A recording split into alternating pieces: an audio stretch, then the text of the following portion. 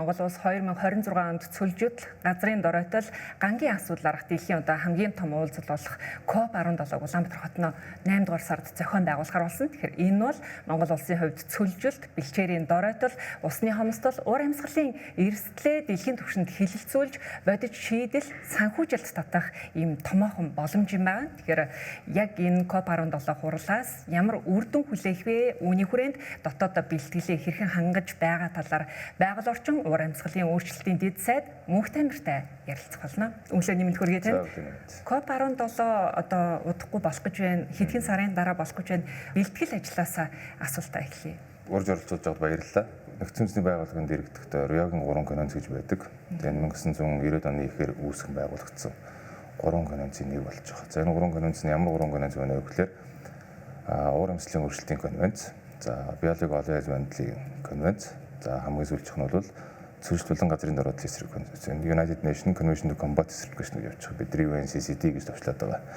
За энэ конвенцийн маань талуудын 17 дугаар баг хурал буюу одоо засгийн газрын төлөөлөлд оролцсон тухайн конвенцэд нэгдэн орсон засгийн газруудын төлөөллүүдийн баг хурал болж байгаа. Үндсэндээ бол энэхүү COP17 дугаар хурал маань 2 жилдээ нэг удаа болдог. За ингээ 34 дэх жилдээ явж байгаа 17 дугаар хурал нь бол Монгол улсад энэ 8 дугаар сарын 17-оос 28-ны хооронд болох гэж байна. За энэ жилийн хувьд бол нэг онцлогтой жил нь энэхүү 3 COP-анд давхцаж байгаа. Саяны 3 конвенц гуруулаад тусдаа COP хийдэг. За Монгол улсад буюу Улаанбаатар хотод 8 дугаар сард COP17 зөвшөлтийн хурал болох бол мөн биологийн олон янз бүрийн biological diversity-гийн 17 дугаар хурал бас мөн COP17 Армени улсад 10 сард болно. За ингээд ур амьсгалын өөрчлөлтийн буюу жил болгон болдог энэ 31 дахь COP-ийн хурал маань Туркийн Анталия хотод 11 сард болох юм төлөвлөгөөтэй байна. Үндсэндээ ингээд Риогийн 3 конвенцийн COP-од давхцсан жил болж байгаа. За хамгийн төрүүлж болох COP-ийн хурлаараа Монгол улсад болох нь COP17 бол онцлогтой байгаа. Тэгэхээр за яг бэлтгэл ажлын хүрээнд Монгол улсын засгийн газар нэгдсэн үндэсний байгууллагын зөвчлөө тэмцэх конвенцийн хооронд байгуулсан гэрээний хүрээнд бол Host Country Agreement гэж байгаа. Энэ гэрээний хүрээнд бол за Монгол улсын засгийн газар тухайн COP хурлыг зохион байгуулах дэд бүтэц барилга байгууламжийн асуудлыг нь бүрэн хариуцах юм үүрэгтэй байгаа. За үүний хүрээнд бол Монгол улсын засгийн газраас COP17 хурлыг зохион байгуулах үндэсний хороо гэж байгуулагдсан.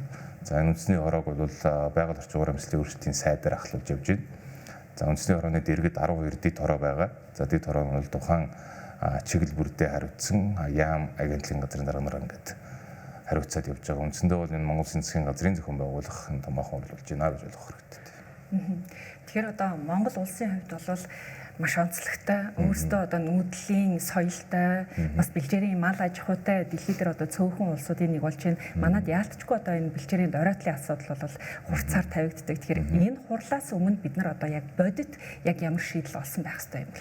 За үндсэндээ хурал маань юу гэж би түрүүн хэлсэн тухайн конвенцэд нэгдэн орсон талууд буюу 197 улсын засгийн газрын төлөөлөлд. За магадгүй тухайн улсын ерөнхий сайд нар, магадгүй ерөнхийлөгч нар. За дээд хэмжээний зочид. За магадгүй яамдын сайд нар, за эсвэл агентлагийн дарга нар ингээд төлөөлөв заавал энэ хуралд оролцсон. За энэ хурлын үеэр юу болох вэ гэхлээр цөвжилт болон газрын дороотлол, үүний дотор ч одоо гангийн асуудал, за газрын дороотлолтой холбоотой ингээд томоохон асуудлуудын талаар хэлцлүүдийг хийгдэнэ. За энэ хэлцлүүдийн хүрээнд бол гарсан протоколыг тухайн конвенцээс гаргасан үүрэгжүүлэлтэнд орж одоо конвенцэд нэгдэн орсон улсуудад үүрэг болох томоохон хэлцэл болдог. Мэдээж энэ олон талт хэлцээр гэдэг маань олон талуудын санал нэгцэгтэр нэгдэжээж одоо шийдэлд гардаг юм томоохон хурал болно аль бие усны хурлын үед. За мэдээж хурлын хажуугаар бол энэ чиглэл энэхүү чиглэлээр үйл ажиллагаа явуулдаг иргэн нийгмийн байгууллагууд, мэргэжлийн холбоодууд, за хөрөнгө оруулагч нар мөн бизнес эрхлэгч нар энэ хурал дээр болж оролцож одоо network-ийн том ивент болно гэсэн үг. Үндсэндээ бол хоёр талууд уулзаад за энэ цөлжлүүлэн газрын дороотлолтой холбоотойгоор ямар төрлийн асуудлууд хийх вэ? Дэлхийн нийт одоо сүүлийн үед юу ярьж байна вэ гэхээр ер нь байгаль орчны чиглэлээр хийж байгаа байгалийн ур амьсгалын өөрчлөлт дасан зохицох. За энийг бол урьдчилан сэргийлэх, мөн нөхөн сэргээх чиглэлээр хийж байгаа үйл ажиллагаанууд нь дандаа нэг талаа зардлаар гараад идэг учраас эдийн засгийн хэрэгэлтэнд оруулаад үүнээс эдийн засгийн мөр өгөөж хүртэн эргээд нөгөө талаараа үйл ажиллагаандаа бол энэ байгаль орчныг хамгаалах нөхөн сэргээх ажлыг хийж яхан чухал гэж үзэж байгаа. За үүнтэй холбоотойгоор бол томоохон хэлцлүүд network-ийн ивентүүд болж, сайд ивентүүд болоод үүн дээрээс бол томоохон шийдвэрүүд гараад хөрөнгө оруулалт босноо гэж байна. За энэ дэр Монгол улс яаж оролцох вэ гэж. Мэдээж энэ хүү том хурал Монгол улсад зохион байгуулагдж байгаатай холбоотой бидэнд бол томоохон боломж болж ирнэ гэж харж байгаа. За үндсэндээ Монгол улс түрүүн таавараас хэллээ бэлчээрийн малаж чухал өв соёлтой цөөхөн улсуудын нэг. За үндсэндээ бол Монгол улсын нийт газар нутгийн 70% нь бэлчээрийн газар байдаг. За инхээр бэлчээрийн газрын одоо нийт газрын маань 77.9% нь газрын дороотлын шинж тэмдэг илэрчээд байгаа. За үндсэндээ нэг 23 орчим хувь нь бол нэн дороотолтой юм аюул нүүрэлцсэн цаг хугацаанд Монгол улсад энэ цэцэлт болон газрын дороотлын нэгдсэн үндэсний байгууллагын конвенцийн хурал болж байгаа мөрөө том боломж гэж харж байгаа. За энэний өрөөнд бол Монгол улс step action agenda буюу тал хэрийн төлөв гэж ажендатай энэ хурлыг зохион байгуулж байна. За ажендагийн хувьд бол бид нар 3 инициатив гаргаж ирж байгаа. За нэгдүгürt нь бол Rangeland flagship буюу одоо бэлчээрийн тэргүүлэх санаачлах гэж. За энэ хүү бэлчээрийн тэргүүлэх санаачлагыг ганцхан энэ коп хурлын яриад зарлаад өнгөрөх биш. 26-аас 28 онд Монгол улс Сүлжилт болон газрын дороотлын тэмцэх нэгдсэн үндэсний байгууллагын конвенцийн хурлыг даргалж явна. За энэ даргалах хугацаанд бид нар Монгол улсын өөрийн легаси буюу энэ өв болгож үлдээх зорилготой оруулж ирж байгаа. За үндсэндээ бол яг КОП 17 хурлын үеэр буюу 8 сарын 17-наас эхлээд 28-нд дуусах нь 12 хоногийн хугацаанд бол дэлхийн нийтэд энэ бэлчээрийн газар нутаг гэдэг бол чухал зүйл байна гэдгийг бол одоо анхаарлын төвд оруулж ирээд үүнээс цааш олон хэмжээний төсөл хөтөлбөр хэрэгжүүлэх зорилготойгоор энийг оруулж ирж байна. За хоёр дахь санаачлах нь бол усны асуудал байгаа. Газрын дороотл болон цөлжилт бол усгүйгээр явна гэж байхгүй. Тэгэхээр усыг усны бүрдэц их, урсцын ихтэй. За гол мөрөн нуурыг сэргээн засварлах, усны урсцыг нэмэгдүүлэх томоохон төсөл хөтөлбөрүүдийг хэрэгжүүлэх зорилготой энэ хоёр дахь инициативыг оруулж ирж байгаа. За гурав дахьт нь бол nature based solution буюу байгаль суурилсан шийдлүүд гэж. За байгаль суурилсан шийдэл буюу байгалийн өөрийнх нь үндсэн нөөц бүтээгдэхүүнээр дамжуулж одоо энэ байгалийн нөхөн зэргийг хамгаалах томоохон асуудлуудыг яаж гаргах вэ? Үлэмжийн хэмжээг яаж бууруулах вэ? За энэ дэр бол одоо нөгөө сэргээгдэх хүмүүсийн төслүүд орж ирж байна. За энэ дэр бол маш олон төслүүд байж болдог. Тэгэхээр энэний хүрээнд бол ингээд 3 инициатив гаргаж ирж байгаа. За энэ 3 инициатив хүрээнд яаж яах вэ гэхээр Монгол улсын хувьд бол одоо санааг энэ 3 одоо санаачлагын хүрээнд бид нар ийм төслийн санаачлагууд байж болно. Төслийн санаачлагууд концепт нотуудыг гаргаж ирж тавина. За одоогийн байдлаар нэг 16 концепт нот бэлэн болцсон байгаа. За үндсэндээ бол энэ дээр Монгол улсад байгаль орчин чиглэлээр үйл ажиллагаа явуулж байгаа төрийн байгууллагууд, за хувийн хвшлийнхан төрийн бус байгууллагууд, мэрэгжлийн холбоод, за энэ local communities буюу одоо энэ залуучуудын төлөөлөл, малчдын төлөөлөл те энэ олон талуудын оролцоог хангуулад энэ дээрээс бид нар тухайн санаачлагын хүрээнд нэгдэж орж байгаа энэ төслүүдийг санаачилж гаргаж ирж тавина гэсэн. Үндсэндээ бол энэ хурлын үеэр бид нар аль болох олон хэмжээний төсөл хөтөлбөрүүдийг хэрэгжүүлэх хөрөнгө оруулалтыг татах нь бидний хувьд чухал байна. За энэ талуудын баг хурал 12 хоног болно. За 12 хоногийн хугацаанд өдөр бүр ингээл бужигнаал 5-6 мянган хүний оролцоотой байгаад байхгүй бах. Энийг бас тодорхой хэлэхгүй бол за олон хүний оролцоо орно гэж бодож хүлээлттэй байгаа өдрүүд маань бол 23-наас эхэлж байгаа. 8 сарын 23-нд бол Head of State Aid буюу одоо өндөр дээд түвшний уулзалтын өдрүүд эхэлнэ. За ингээ 24-нд санхүүгийн өдөр, 25-нд нь усны өдөр гэдэг ингээд үргэлжлээд явж байгаа. Thematic Days-ийн хувьд бол одоо КОП 17 үндэсний зохион байгуулах үндэсний хорооны дэргэдэх энэ вебсайтыг ашиглалтанд оруулсан байгаа. За энэ вебсайтн дээр бол дэлгэрэнгүй мэдээллүүдийг бид нар апдейт хийгээ явж байна. За үндсэндээ бол одоо байгаа мэдээллүүдэд тавьсан явж байгаа. За юмнууд тодорхой болох тусам мэдээллийг нь хангаа явж байгаа. Үндсэндээ энэ КОП 17 хурлыг зорин ирж байгаа олон улсын гадны байгууллагууд бол энэ КОП 17 хурлын вебсайтаас мэдээлэл аваад ямар төрлийн концепт нот дээр бид нар хөрөнгө оруулж хамтарч ажиллах хэрэгтэй вэ гэж үзэж байгаа тийм. Яг таны ярианд дурдсагдсанчлаа одоо энэ маш олон талуудыг хамарсан юм уулзалтууд үе шаттайгаар дараалалтайгаар зохион байгуулагдсан шүү дээ. Тэгэхээр одоо яг энд малчтын оролцоог яаж хангах бол?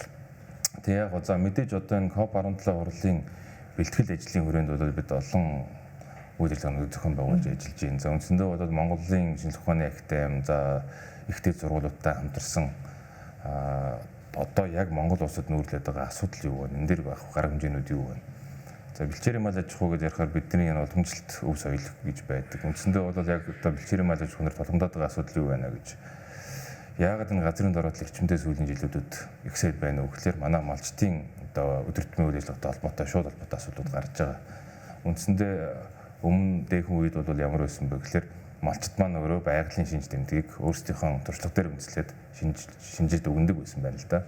За одоо тухайн амьтны генер төрлөөс хамаарат тийм үү. За энэ амьтан хаагуур хаана яаж үзэгсэнс болоод цагаагаар байдлыг шинжиж өөрсдийнхөө нүүдлэх одоо газар нутгийг сонгож амьдардаг байж л дээ. Гэтэ сүүлийн жилүүдэд яаж ийм вэ гэхээр тухайн үед бол одоо малчд маань жилийн 4 өдрөл нүүдэг, хаваржаа, зуншлаг, намаржаа үйл зөндөө гардаг байсан бол сүүлийн жилүүдэд одоо малчдын нүүдлэх одоо энэ давтамж бол багассан. Илүү суурин суурин чиглэл рүү хандж байгаа. За зарим тохиолдолд бол одоо үйлчөндөө суурин төрлийн байшингууд барьсантайгаа холбоотойгоор бол үйлчөндөө жилийн 4 өдрөл байдаг малчиж байна. За зөвхөн үйлчөө зуншлаг хоёр руугаа гардаг. Тэ жилдээ 2 удаа нүүдэг юм асуудлууд байна. За нөгөөхдөө нийт малчтын маань 80-аас дээш хувь нь ерөнхийдөө бол 5-аас 10 км дотор нүүгээд байгаа юм асуудлууд гарч байгаа.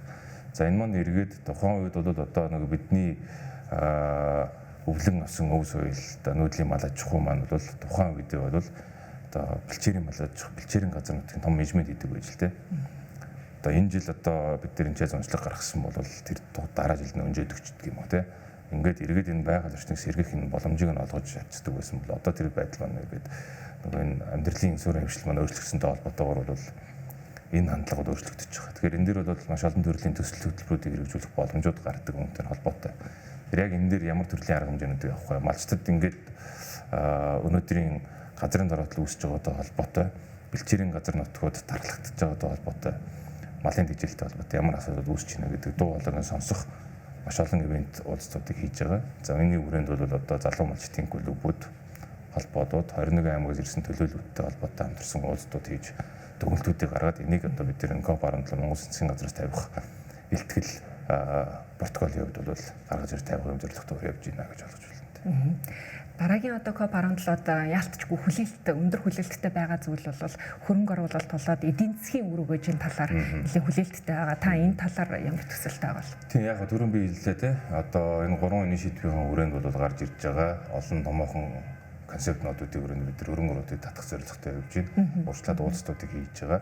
За эхний байдлаар бол нэг 200 орчим сая еврог хөрөнгө оруулалт бол авах хамлалтуудыг авцсан явж байгаа. За энэс цаашгаа нэмэгдэх төлөвтэй байна. За бидний үндсэн гол зорилго бол Road to Billion буюу одоо 1 тэрбум доллар руу хүргэх зорилготой явж байгаа. Томоохон төслүүдээс ингээд жишээ татаад урдах юм бол яг гоо жишээ нь одоо ингээд нэг малчин айл 500 гаруй 7 малтай байгаад за энэ малын тоо толгой өсөх тусам энэ газрын дороотл гэдэг хэмжээнд нэмэгдээд шүү дээ.